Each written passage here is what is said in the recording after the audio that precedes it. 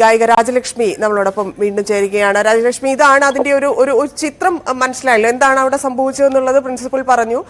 Shri Jassie gift എങ്ങനെയാണ് ഇതിൽ അദ്ദേഹത്തിന്റെ ഒരു നില നമുക്കറിയാം, അത്രയും അടുപ്പമുള്ള മനുഷ്യനായതുകൊണ്ട് നമുക്ക് അദ്ദേഹം എന്തായിരിക്കും പറയാന്നുള്ളത് താങ്കൾക്ക് കൃത്യമായിട്ട് അറിയായിരിക്കും നേരത്തെ തന്നെ. അപ്പം ഇത് കലാകാരന്മാർക്കിടയിൽ ഇല്ലെങ്കിൽ നമ്മുടെ സമൂഹത്തിൽ ഇതിനെ പ്രോത്സാഹിപ്പിക്കാൻ പാടില്ല. അപ്പൊ ഇപ്പൊ വരുന്ന പ്രതികരണങ്ങളെല്ലാം ഇത് പ്രോത്സാഹിപ്പിക്കരുത് എന്ന് പറഞ്ഞുകൊണ്ടാണ്, ഒരു പെർഫോമൻസിനെ തടസ്സപ്പെടുത്തുന്ന രീതിയിൽ ഇത്തരത്തിലുള്ള സംഭവങ്ങൾ ആവർത്തിക്കാതിരിക്കട്ടെ. പക്ഷേ ഈ വിഷയത്തിൽ അത് ജാസി ഗിഫ്റ്റ് നമ്മൾ നേരത്തെ പറഞ്ഞുകൊണ്ടിരുന്ന അതാണ്, ജാസി ഗിഫ്റ്റ് ആയതുകൊണ്ട് മാത്രമല്ലേ അങ്ങനെ ധൈര്യത്തോടെ സ്റ്റേജിൽ കയറി ആ മൈക്ക് വാങ്ങി അതേ മൈക്കിൽ സംസാരിക്കാൻ ധൈര്യം കാണിച്ചത്? അല്ല, നമ്മള് ആദ്യമേ പറയുമ്പോ ജാസിച്ചേട്ടനെ പോലെ ഒരു ആളെന്നുള്ളതും കൂടി വരുന്നു. ജാസിച്ചേട്ടനെ എല്ലാവരും അതോടും വളരെ നല്ല രീതിയിൽ ഇതുവരെ അങ്ങനെ ഒരു നെഗറ്റീവായിട്ടുള്ള ഒരു കാര്യങ്ങളും ജാസിച്ചേട്ടനെ കുറിച്ച് നമ്മൾ പരിപാടി നടത്തുന്നവരോ ഒന്നും ഇതുവരെ പറഞ്ഞിട്ടില്ല. അങ്ങനത്തെ ഒരാളാണ് അദ്ദേഹം. അങ്ങേയറ്റം മര്യാദയോട് കൂടെ പെരുമാറുന്ന ആളാണ് അദ്ദേഹം. അങ്ങനെ ചെയ്തു.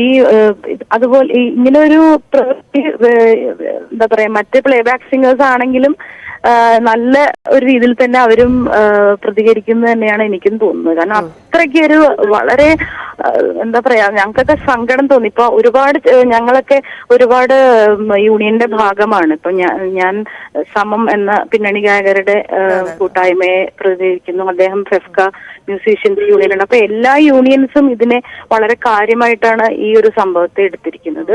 ഇങ്ങനെ ഒരുപാട് കാര്യങ്ങൾ, ഇതിപ്പം കോളേജിൽ നടന്ന കാര്യം, അതുപോലെ ഞങ്ങൾക്ക് പബ്ലിക്കായിട്ട് പെർഫോം ചെയ്യുമ്പോൾ പല സ്ഥലങ്ങളിലും പാട്ടുകാർക്ക് ബുദ്ധിമുട്ടുണ്ടാക്കുന്ന പല സാഹചര്യങ്ങളിലൂടെ നമുക്കൊക്കെ പോകേണ്ടി വന്നിട്ടുണ്ട്. അപ്പൊ ഈ ഒരു ഐ ഓപ്പണർ പോലെ നമ്മൾ കൂടുതൽ ഇതില് ശ്രദ്ധിക്കേണ്ട കാര്യങ്ങളുണ്ട്. ഒന്നും എന്താ പറയാ, ഈ കുറച്ച് മര്യാദയും എത്തിക്സ് ഒക്കെ ഉണ്ടല്ലോ.